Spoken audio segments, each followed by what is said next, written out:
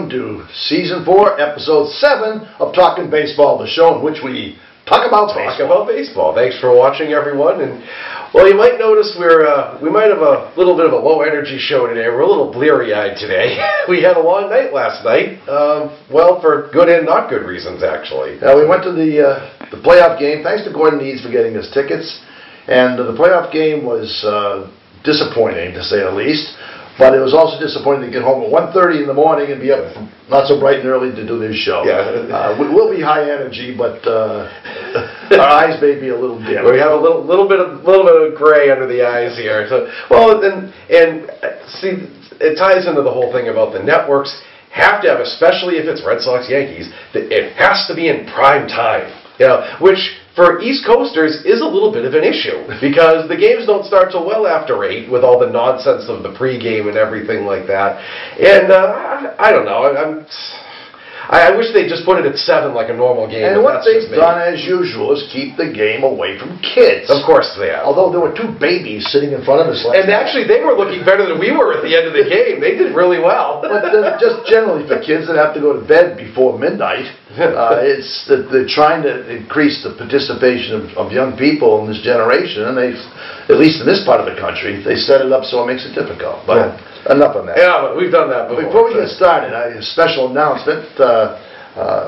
Jason here has been named the administrator of Red Sox Nation Facebook group. Ah, yes. It's quite an honor. Why don't you explain what that is? So there's a group on Facebook called Red Sox Nation that is growing exponentially right now because they're in the playoffs. It's a few thousand people, actually, and it's just a discussion point for all things Red Sox and some baseball-related things.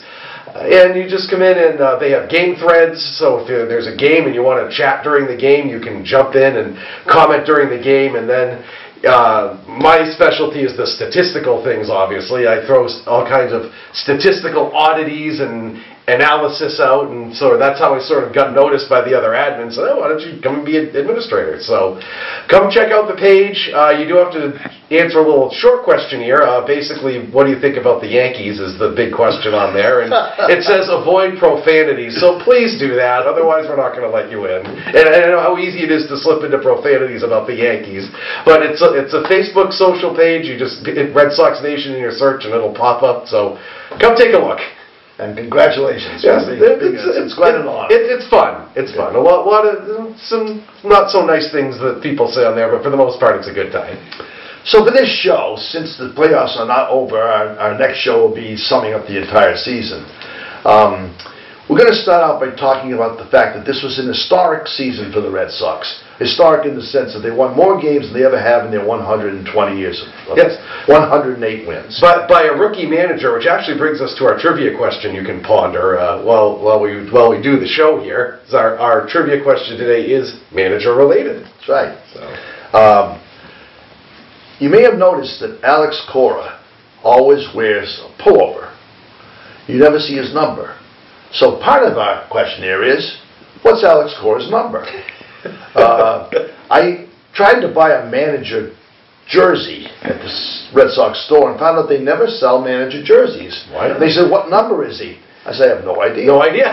We didn't. And Tito Francona used to do that too. People don't realize Francona was 47. Did you ever see his jersey number? Because he always had the pullover on. So, and there's a second part to that, just for the fun of it. What was the lowest number that any Red Sox manager ever had? Yeah, because the managers are usually pretty high up in the numbers. What was the lowest number any Red Sox? There's 2 parts. What's Cora's number? It's actually kind of difficult to look up. I had to buy a program. Yeah, it's not really out there. He never shows his number. And what's the lowest number any Red Sox manager had? And the answer will be that at the end of the show. So think about that while we talk about everything else. So, this season was historic, but it had a problem to it. This year is the first time ever there have been 3 100-win teams in a league, and also 300 loss teams. It had never happened before, either one, and they both happened this year, which sort of mathematically sort of makes sense when you think about it. Because if teams are winning a lot, then other teams have to be losing a lot. But it was a year very much of haves and have-nots. If you look at the standings, I think there was really only one team. Anaheim was about the only team that was a dead 500 team. Teams were either really good or really bad. So the Red Sox won 108. Houston won 103, the Yankees won 100, and Oakland won 97, just missing the 100 list.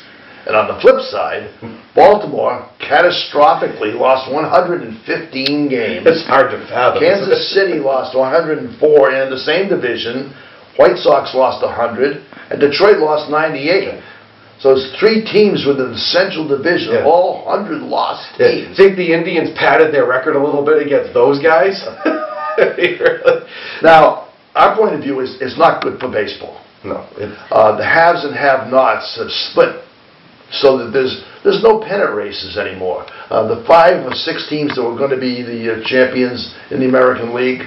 By June, you knew who was going to be. By the 4th of July, the only race was maybe between Seattle and Oakland. Yeah, Seattle was sort of hanging around, and actually most baseball fans knew that Seattle was playing way over its head, and that was not going to happen all season. And you could argue that Cleveland didn't have a game of any importance all season long. No, Cleveland had a lead the entire time, and a big lead the entire time. Yeah, because the Twins were a wild card team last year, and they crashed to the Twins were second place, and I think they were 15 below 500. I mean, so it takes away from any kind of special Monday Night Baseball game, anything that's going to be a big fan draw. And so they keep showing the teams with good records over and over again. Well, I talked about this last week, a couple weeks ago. The Sox ended up with 2 Sunday night games in 3 weeks. Now, in the National League, on the other hand, there were some great races going on in the National League, but because it was the Sox, it was the Red Sox and Indians, and both teams had locked up their playoff spots. It was a meaningless game, and I think it was just all scrubs. Well, no one wants to see the scrubs. But the networks went for the big name like they always do because they're the good teams, so they want to showcase the, quote, good teams. Well, when you only have a select pool of good teams to choose from, that's a problem.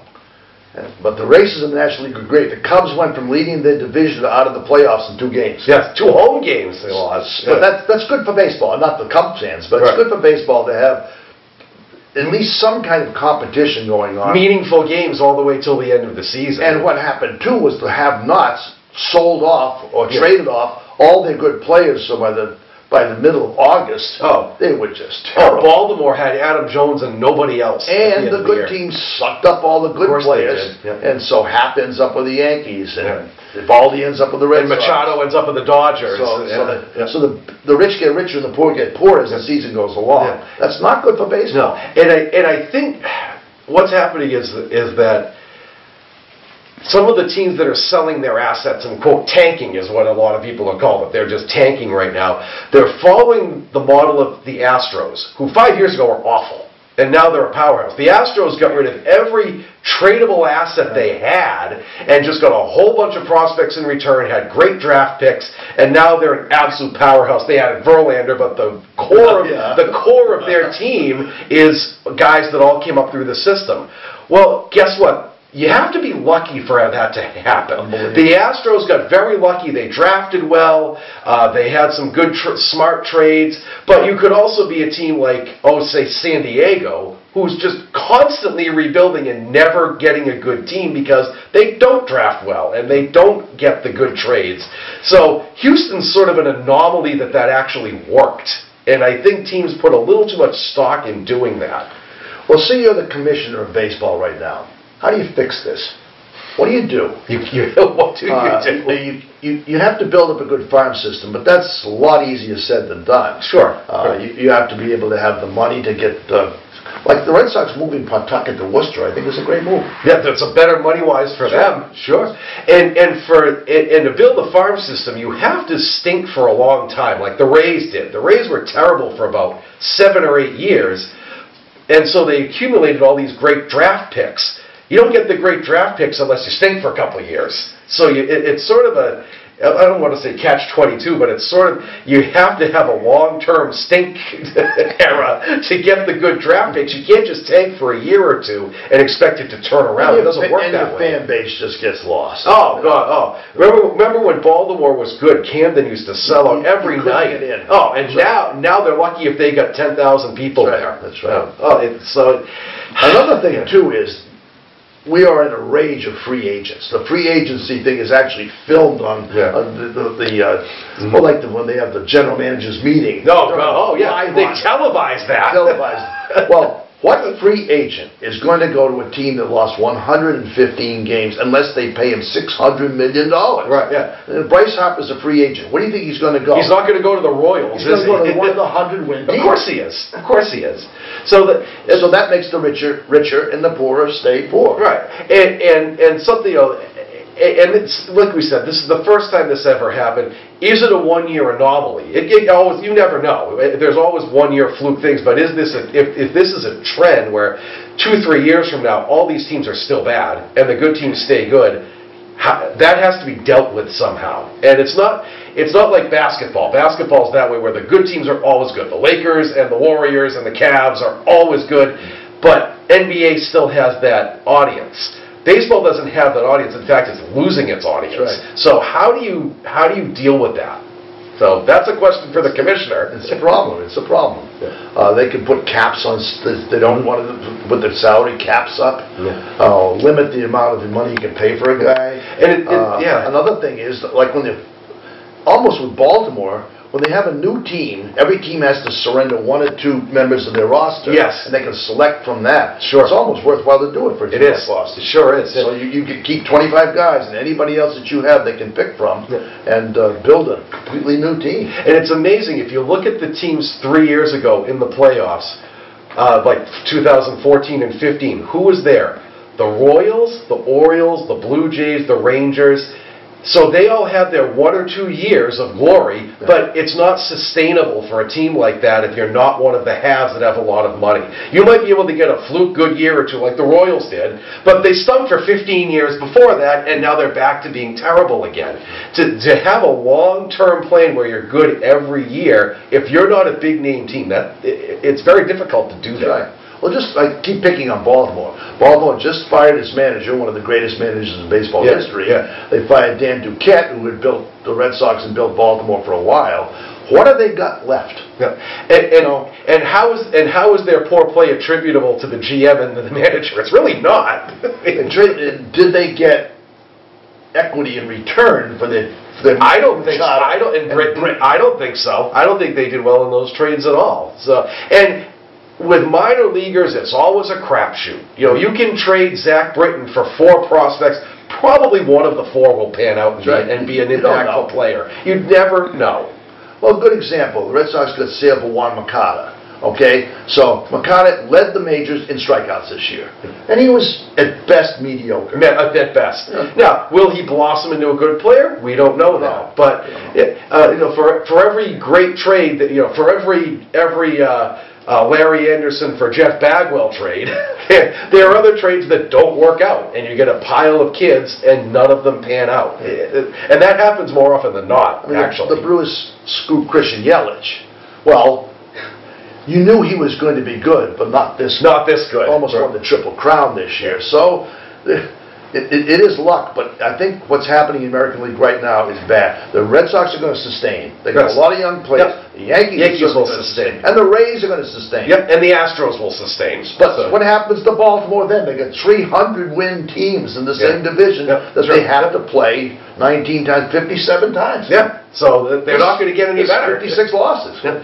And conversely, in the Central, you have 4 of the 5 teams that are rebuilding. So Cleveland is just going to cruise the next couple of years, it looks like, unless somebody has a good year out of nowhere, which I don't see that happening. I mean, if you're sitting in Boston, you're happy. Yes. You're sitting in New York, you're happy. Yeah. But if you're sitting in Baltimore or Kansas City or Detroit even, you're not happy. And so what happened? You stop following baseball. Sure. And the kids in that area stop following baseball. It's not healthy. Yeah. And those especially like Kansas City and say the White Sox maybe, those are not built-in fans like the Red Sox and Yankees have. They are not the lifelong diehards. They sort of follow the wind of how the team is doing. And that's not good if you're trying to get a younger audience. The best thing they can do is give the MLB package and pick some other team to follow. Right? Like we do. Well, we follow everybody. But I read last year that someone had gone county by county across the country and said what their favorite teams were. Mm-hmm. Yankees number 1, Red Sox number 2 across the nation. Across the country. We led in Montana. Yeah, how weird is that? Because there's no team that they would follow. Right, That's sure. That's local. Yeah. So, what chance does San Diego have? They don't. People in Maine don't even know where San Diego is. Right, exactly, right.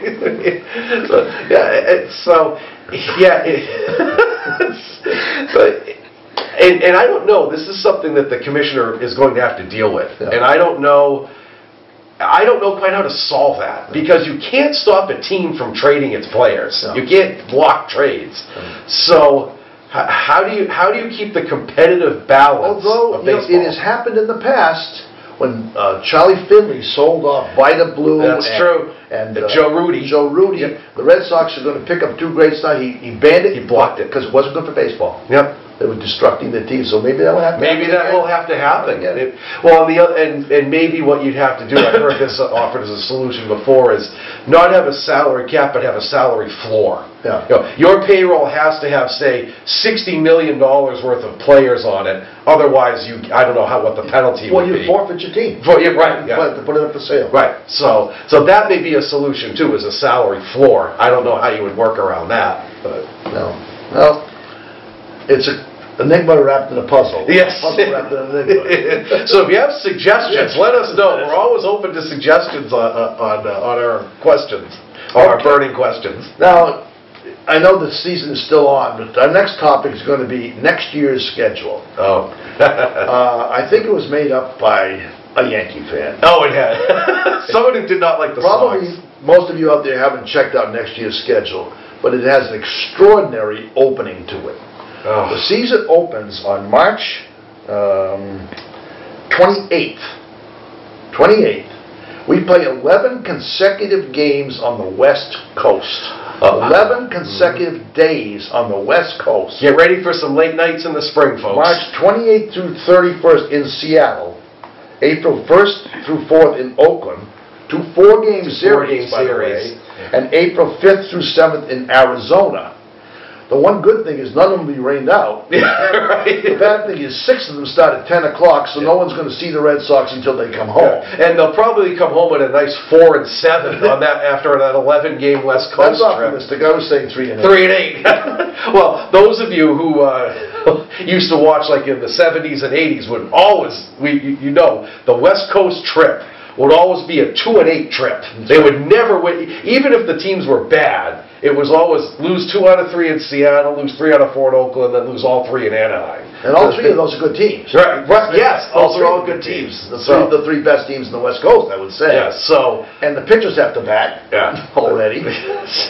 So it's not going to be a pleasant start to the year, and I don't quite know why you would begin a season like that. That doesn't make. I get that they're trying to start the year in nice weather places, and I sort of get that. And they're starting it early because they give them more days off. Yes. So that's fair enough. Mm-hmm. But to start with 11 consecutive days in the West Coast is unfair to fans. We need to go on strike and protest. Right. What can we do? Carry signs. Come east, young man. We can pick in Arizona. Go east, young team. Well, a solution would be if you take a vacation, just go and watch them for a week if you can afford that. But because they play the NL West this year, they have an additional West Coast trip later in the season too.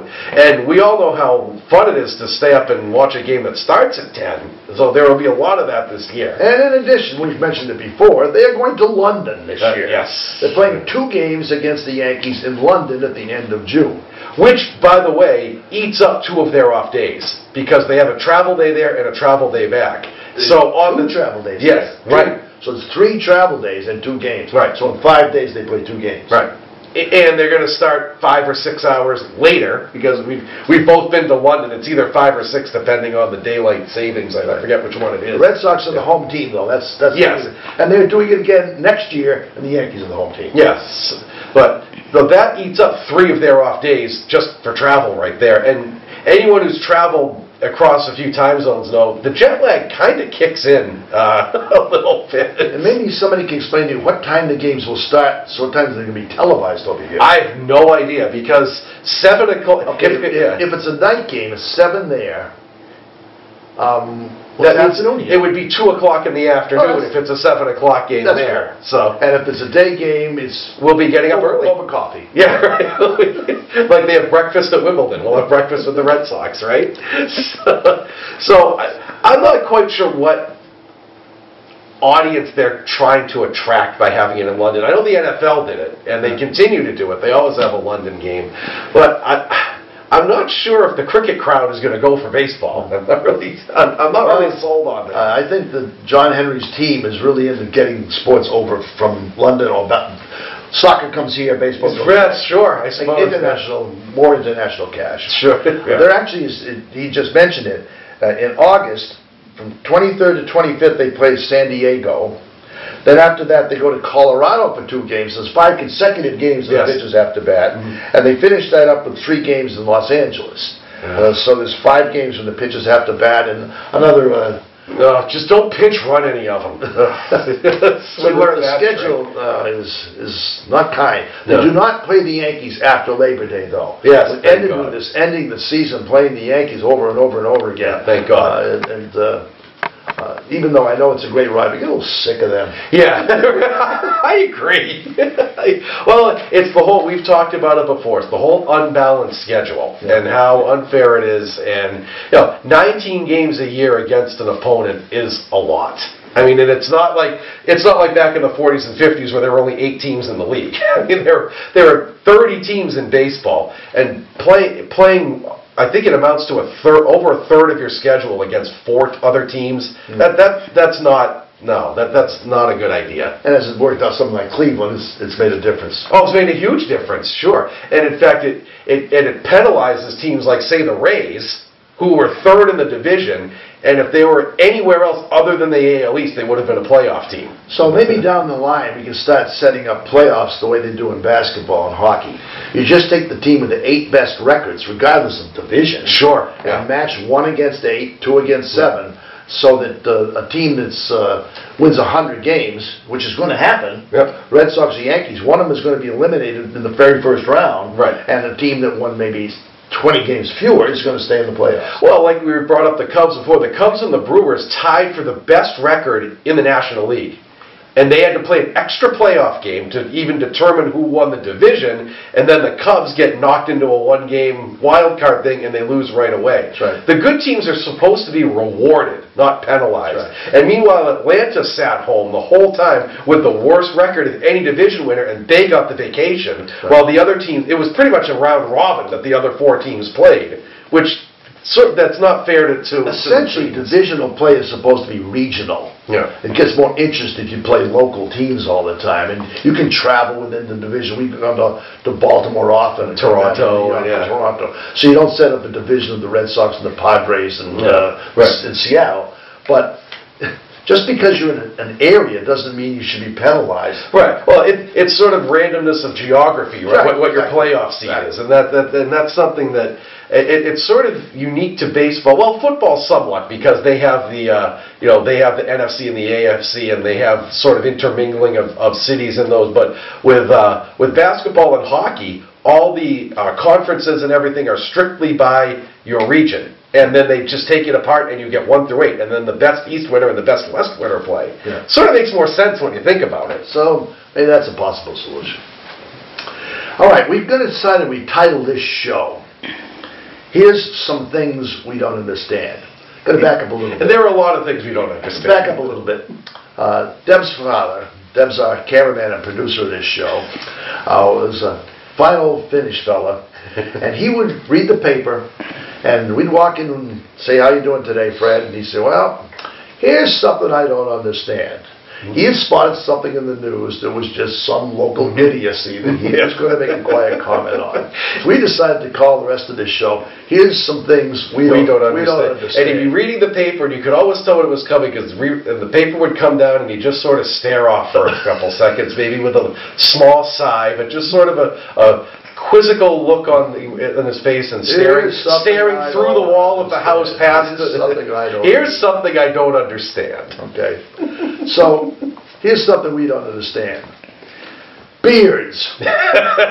What has gone wrong with baseball's mania for beard?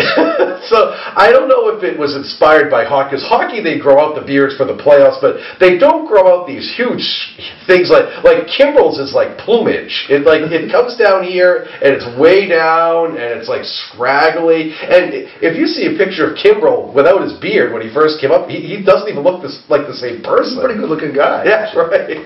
So it's sort of out of control. I mean, remember in the 70s, the A's had the beards and the mustaches, and that was sort of an identity of the team. And they looked good. Rollie Fingers looked cool. Well, he still has it. Yeah, he looks great. Actually, here's the history behind that. Up until 1917, because it was fashioned across the country, everyone had facial hair. The presidents did. Sure. But after World War I, in 1917, Major League Baseball banned facial hair, period.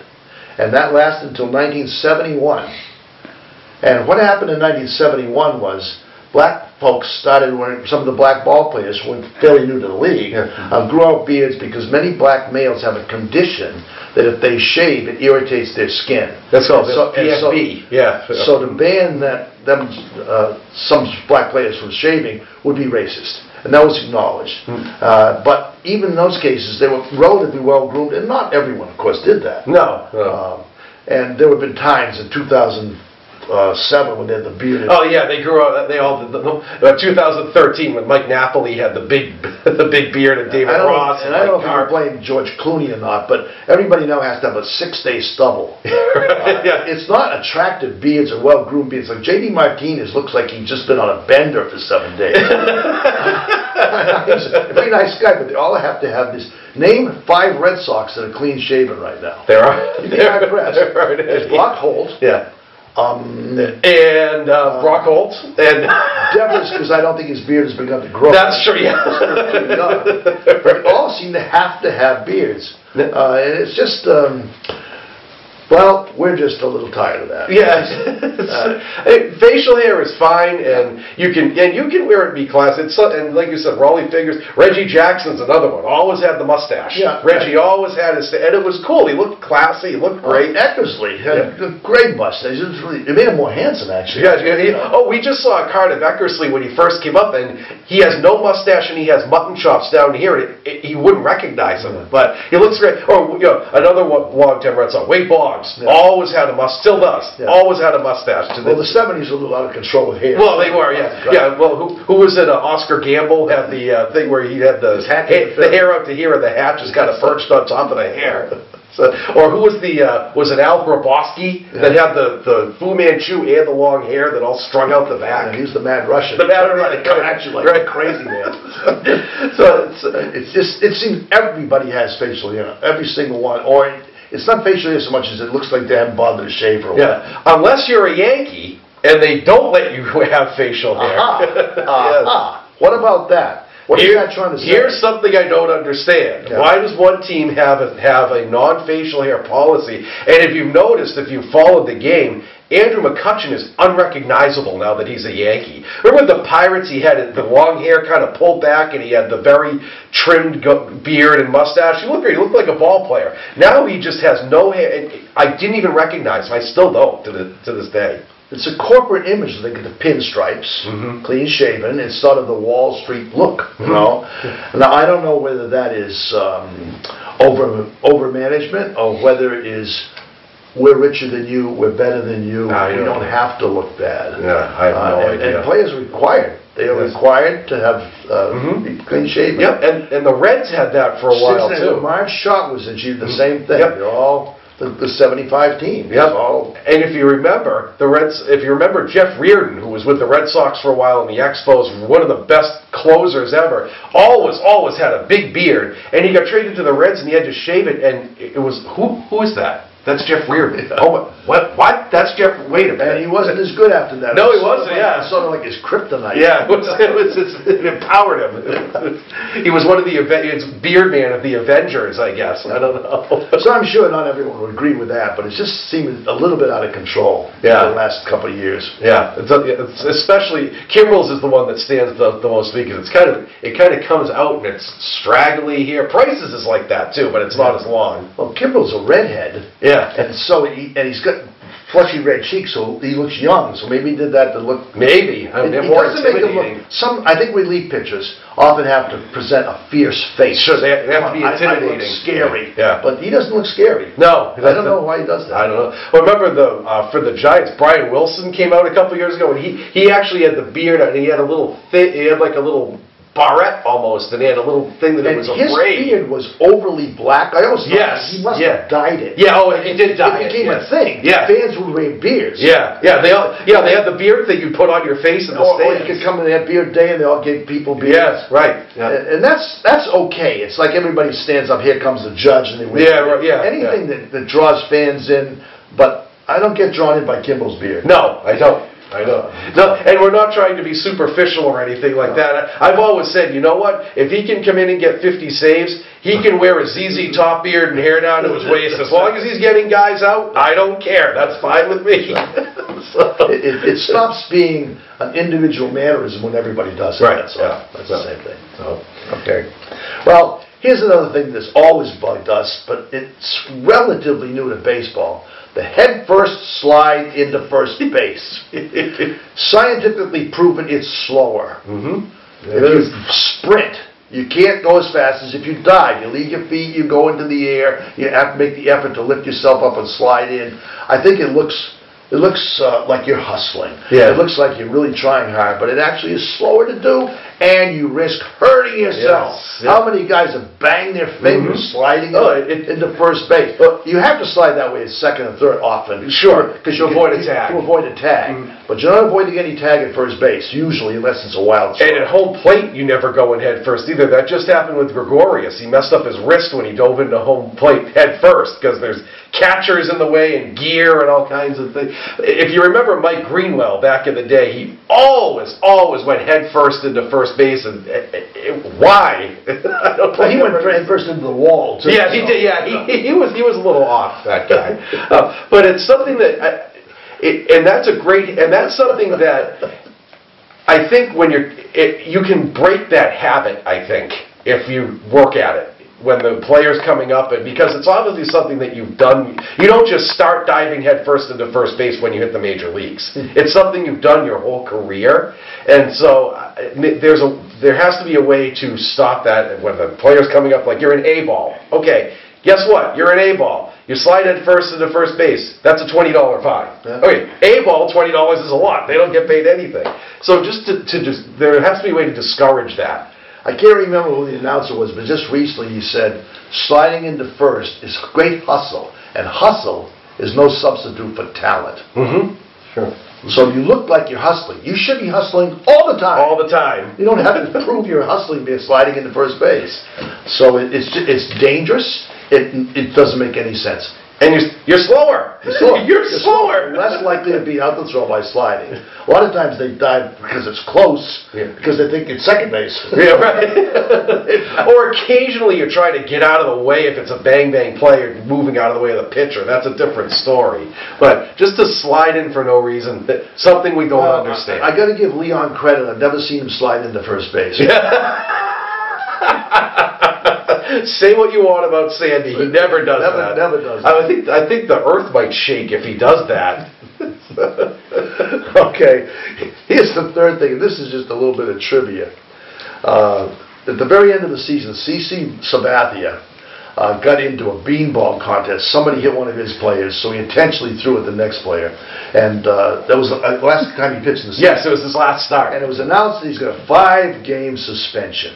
But not for the playoffs. No, the playoffs don't count. Now, first of all, what's up with that? I don't know. If you're suspended for doing something, why should...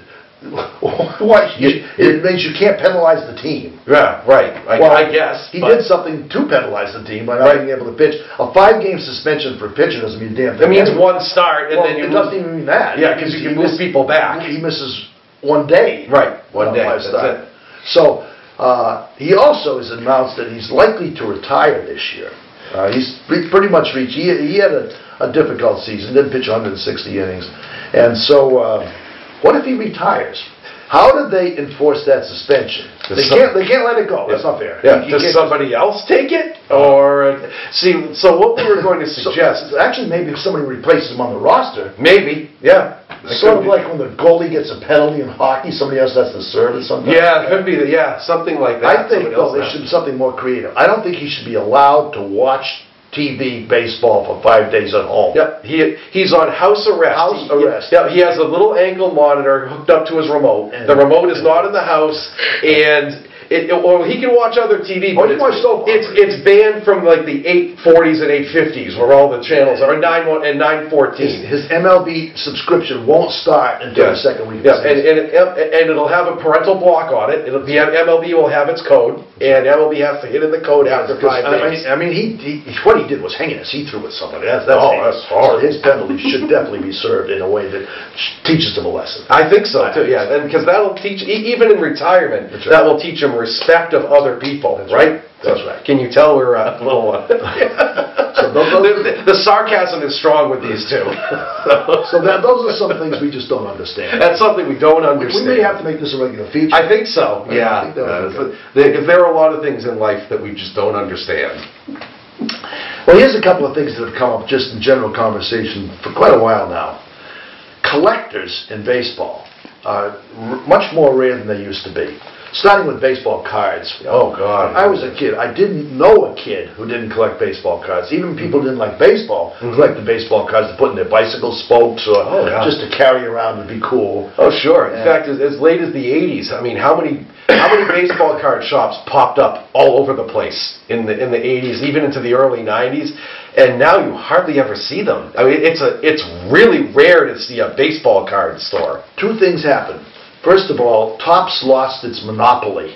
The Topps baseball card company that started in 1948, and Bowman way back, sold cards, and they were available for a nickel for 5 or 6 cards, or a penny for 1 card, and every variety store carried them. You went up to the counter and they had the box right at the counter. Every drugstore carried them everywhere, and every kid had some. And in those days, getting cards was more of a matter of getting the whole set.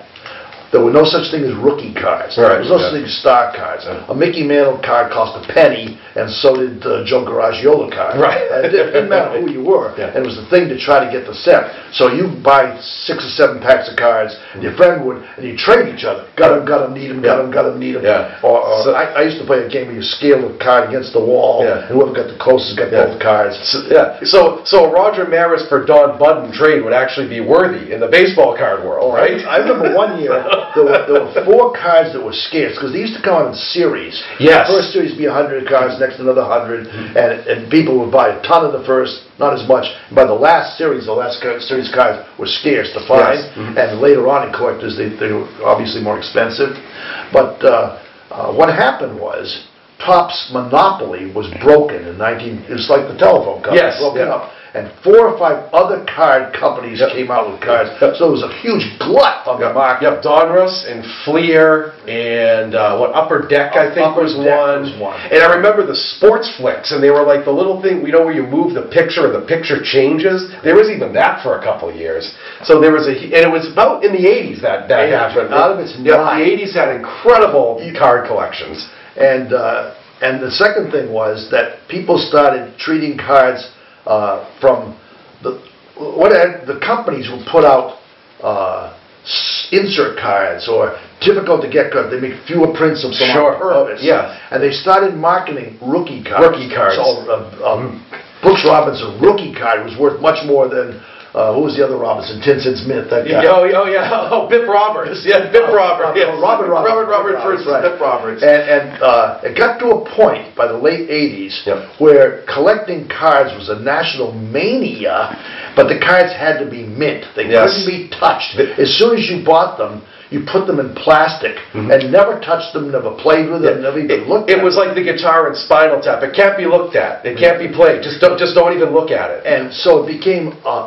I can remember going to shows and seeing people coming up from the city, from New York, with suitcases full of money. Suitcases full. And they priced it to a point where cards were not only valuable, I know people that really weren't in the know buying cards for the kids' college education. Yes, yeah, sure. Well, like anything else, like the Beanie Babies, yeah. all of a sudden cards became worthless.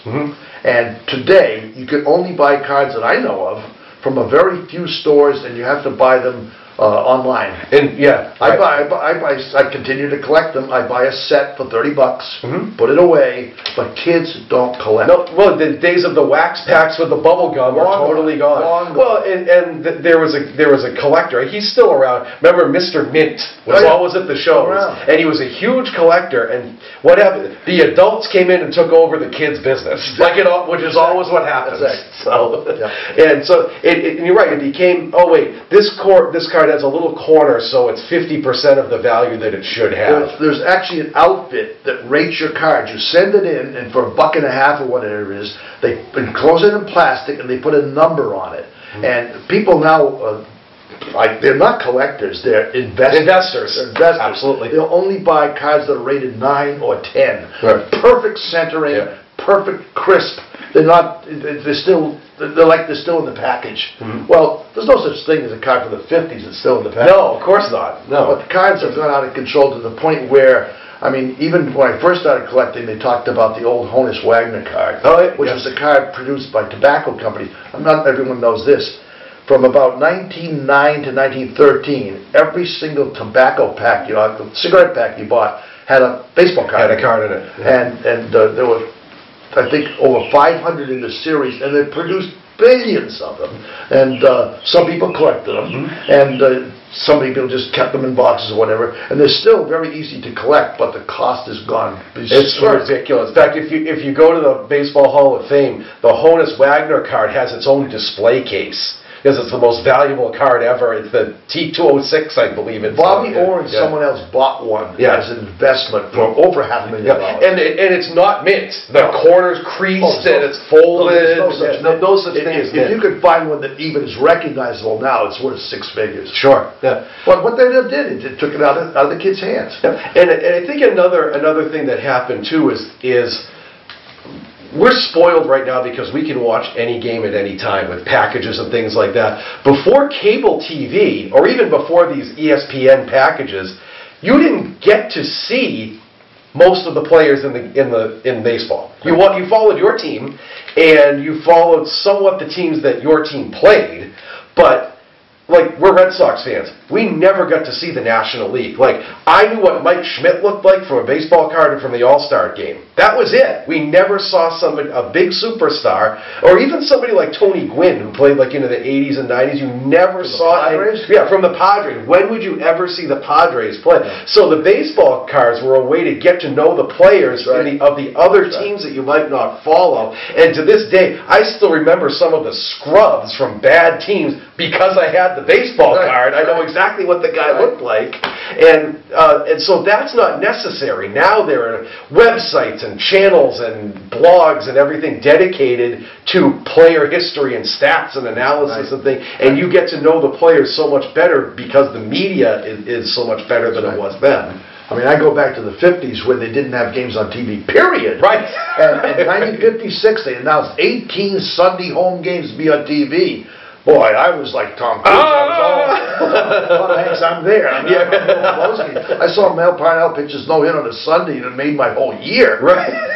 But even into the 90s, even if you remember the days of TV 38, would have the Sunday games and the Friday night games, and not much else. Friday and Sunday were the games. You would always watch TV 38 on those 2 days of the week, and they would show some of the road games, like the West Coast sometimes. Other than that, it was Ken Coleman and Joe Castiglione on the radio. You never got to see, unless it was TV 38, and then Nesson came in about, 86 or 87, I want to say. Yeah. You could start to get Nesson, and that was sort of one of the big, TBS was a big thing of that too, and then WGN with the Cubs. The cable companies started to kind of take over teams, I guess is the best way to say it, and that was the rise of, you could actually follow a team outside of a regular channel.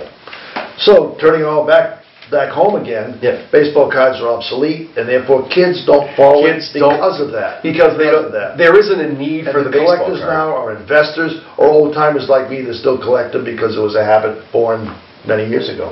Yeah, in fact, if you go in the Red Sox shop like we were last night, there's a big display of baseball cards. There's nothing recent. No. It's all the players from, it's all 70s and 80s cards. And the cards all look alike, too. They're very glitzy and glossy, with not much information on them. They're all action pictures, too. Yes. In the old days, like big close-ups of the guys. Oh, yeah. And in fact, you had some really weird ones. I think it was Tim Flannery had a surfboard on his card one year. He was sitting there with his arm around his, or who was it? Jay Johnstone had the Budweiser umbrella hat for one of his cards. Right. Some people really had fun. And of course, Bill Ripken, wrote a swear on his bat. He didn't do it. He didn't do it. He claimed he didn't do it. For those who don't know, Bill Ripken posed for a baseball card with a bat, and there was a vulgarity, very big vulgarity, written on the knob of the bat. It was made it by the editors, and the card was printed with the vulgarity at the end of the bat. It was a Fleer card. I have a collection of the various ways they took it. Oh yeah, they corrected it. Marked, some were punched out, some a whole chunk was punched out, and I got all the various. They had like a black marker on one, and then there was a piece of the card that was actually missing. There was a hole in the card. That was kind of fun. It was kind of fun, and it's probably what Bill Ripken's most known for, actually, or being Cal's brother. That's about. But if you remember, baseball cards, especially like I said, in the 80s when Topps Monopoly was broken, you would walk into any store, like a Cumberland Farms or even Honey Farms up at the center of Lunenburg, right at the counter, there was always a box of baseball cards. And you could go and buy a pack for 50 cents, and you've got 10 cards and a piece of gum, and the gum was just unchewable. But if you're 8 years old, hey, it's sugar, all right. And sometimes the card would stick to the gum. Remember that? You would get the stats on the gum because it would stick to the back of the card. All through the 50s and 60s and 70s, it was stained in the back. Yes. So then they stopped putting gum in cards. Right. But then they would turn them around so they wouldn't stain them. And I finally learned a trick. You could take a piece of terry cloth and rub real hard. The stain will come off the card. That was a special trick. And for those of you who collected cards, there are always two things. Something I don't understand here. First off, why did Topps have 792 cards in its set? What is why that random number of 792 cards? Why did they do that? And the other thing is, if you remember when you collected, the checklists were actually one of the cards that you could collect. And I remember, I think one of the top sets, I think the third to the last card I got in the whole set was one of the checklists. Oh, today, unmarked checklists. Unmarked checklists. They're really scarce. Yes, that's right. Unmarked checklists on the 52 series Topps. Yep. Oh man. Because you would get they would give you a little box next to the player's name, and you would mark it off as you got the player. Every kid did that. Right. And you go around, which ones do I need, which ones do I need? And it was immensely difficult because this checklist is players 200 through 299 in the set, and they were random in Topps. Remember, Topps was totally random. Yeah. And so, I don't have 265, but I don't have the checklist, so I don't even know who I'm looking for. Who is this? I don't know what this card is. But the other ones, Fleer and Donruss, they had it by team and by player and alphabetical. Yeah. Topps was a mishmash of 792 I think cards. It was intentional. I think it was intentional, too. But I'll tell you, I'm not kidding. The early checklist, you have to mortgage your house to buy one. Oh, yeah. Unbelievable. Very rare. But kids aren't doing it. No, it's not. Wall Street's and like you said, with the Beanie Babies, the adults came in and took over something that was designed for a younger crowd, and they made it an investment rather than something fun. And someone's sitting with 200 Beanie Babies that are worth nothing right now. Yeah. The other thing is, I want to talk about is autograph collecting. I think people still do collect autographs, but with the demise of cursive writing, it's no longer even taught in the schools. You can't read a signature if you try. Oh, God. Look at some of the signatures of the current Red Sox.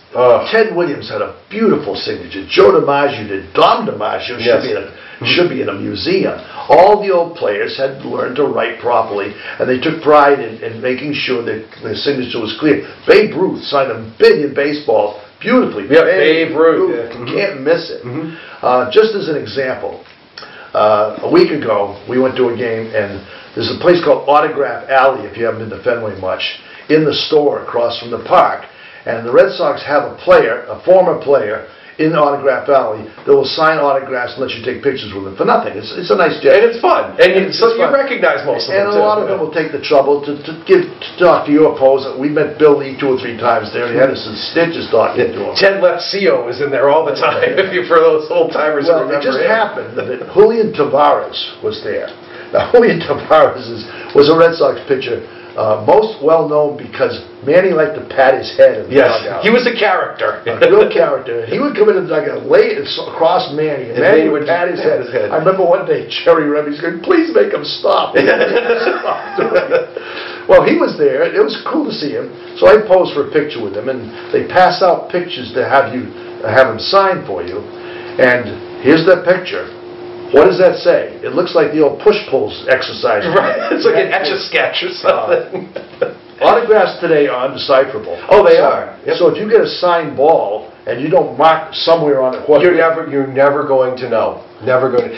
Look at somebody like Benintendi's autograph. It's basically a big scribble. Yeah. It really is. You can't tell what it is. Chris Sale looks like yeah, like this. Right. Yes. Pedroia's looks like the graffiti on the side of a train. It really does. No idea. It doesn't resemble any letter in his. David Ortiz has got a big D and a big O, so you can sort of figure. You can get it by the initials, sure. But it's just. How can kids collect autographs anymore? And they do. They wouldn't. How would you know who they are? And I think that's too bad because that again was a big hobby for kids. Oh, everybody would have their little autograph collection. Oh God! Remember at the games of Pawtucket, what they let you do it. Right. People would take little notebooks about this big with a pen attached, and they'd actually take a piece of fishing line and attach the book to, and they'd lower it into the dugout, and the guys would sign the book, and then you'd take it back up after they were done. I mean, can you imagine that happening now? And you can count on 4 or 5 of those players becoming. Sure. Yeah. Right. Yes. Yeah. Sure. It's really they're really indecipherable. Some of them are incredible. Like, how would you get this name out of this autograph? No, I realize that they have to sign a lot of things, so they sign it quickly. But the old timers had to sign a lot of things too, and I think they were probably more accessible than the players are now. Sure they are. You know, people know where they stayed at the hotels and they get Oh God, yeah. Well, they used to walk to the hotel after the game and things like that. They didn't have Hummers. They drove around and went home after the game. They stayed at the hotel. So yeah, and again, and like you said, it's now an investment. Yeah. When you go in the Red Sox shop, autographed base bag by Dave Roberts, and it's like $500 because Dave Roberts signed the bag and has his signature on it. And you can't tell that it's him. Who it is. Yeah, you can't tell that it's him. And you don't know that he signed it anyway. Joe DiMaggio famously had the clubhouse boy sign most of his signatures. Yeah, it's true. So how do you know that that's a legit signature? Takes it away from the kids. Sure. You know? We're running toward the end of our time. Trivia time. Oh, trivia time. Trivia time. If you got both of these, you're a diehard fan. Well, as I said, it came about because I went in the Red Sox store and I wanted to buy a manager's shirt. That'd be cool. I guess they don't sell manager shirts. So I said, don't you have a Cora shirt? And he said, what number is he? No one knew. No one knew. I asked our good friend last night, Gordon Eads, who got us the tickets. I said, what's Cora's number anyway? He looked at me, he's 13? He said that was the number he was as a player. Yes, that was his player. That was my guess, too. He's still a historian off the top of his head. He couldn't tell you the number of Cora. His number is number 20. And number 20. And if you ever see him wear his jersey, let us know because we've never seen it happen. His number. And the other part of that was what Red Sox manager had the lowest number. This one I did remember. John McNamara had number 1. Number 1 when he managed the team. If you remember the '86 season, you remember John McNamara very well. The guy who didn't know how to use a bullpen, among many other things. Not a good manager. You might say, how can number 1 be a manager's number? Because the number was retired. It was Bobby Doerr's number. It was retired in 1987. Right. And then McNamara, for his last season with the Sox, took number 2. Number 2. Which he was. Yes, as a manager, he definitely was a number 2. That was a number 2, yes. So that brings it close to this show, I guess. Where, as I said, we're in the midst of the playoffs. I'm sure by the time this airs, it might be done. We don't know, depending on what happens. And our next show will be a recap of the whole season. Our awards, our good guy awards, our bad guy awards. But Baseball has still been a hell of a year for the Red Sox. It's been a great year. 108 wins is extraordinary. No matter what happens in the playoffs, because when it comes down to the playoffs are a crapshoot. Yeah. If playoffs are a 5 or a 7 game series, and any team can have a good or a bad 5 or 7 games is what it comes down to. Yeah, and if you got a Verlander that happens to be really hot and wins 2 games. Yep, it happens. Bob Gibson, 3 times in the World Series. Or Oral Hershiser, the year the Dodgers won, carried that team. They rode the hot pitcher, so you never know what you're going to run into. Or a fabulous player like Bill Buckner happens to miss 1 ball. Anything can happen in playoffs. So, in fact, it's almost not fair that you win 108 games and the whole season is judged by It's judged by a short series. Short little series, you know. The old days when National League winner and the American League winner played each other, so to make the World Series was fabulous. It was a big deal. Even if you lost, it was still a great year. Now, we were knocked off in the wild card. That's that. You didn't even make it. How deep you go into the playoffs is what counts. And to be perfectly honest, you know what? As great a year as the Red Sox have had, 108 wins, if they lose to a team that won 103 or won 100, that's still a really good season. You're still losing to a really good team who just happened to play a little bit better than you in that particular stretch. So I hope people will not judge the Red Sox season just on the playoffs. Just as a for instance, the Red Sox beat the Yankees 4 straight times in early August. They were 9.5 games behind. They ended up 7 games behind. So essentially, they were even through the whole second half of the season. The Red Sox started out very well, you know. So good luck to the Red Sox and the rest of the playoffs. Hopefully, we'll have a good show coming up in the future, but we'll find out. And this is always great talking to everybody. We'll see you all anon. And good luck with your new position. Thank you very much. I hope you all check it out. So take care. Bye.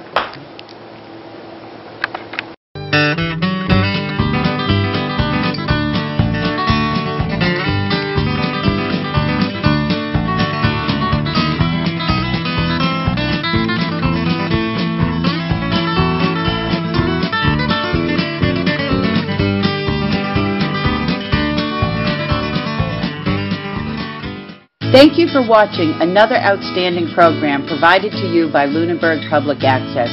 We're here to serve the community. Lunenburg Public Access is always looking for volunteers to help record town events, high school sports, and town meetings. Please consider helping us out today. To contact us, you can call 617-763-3018 or email us at lunenburgaccess@gmail.com.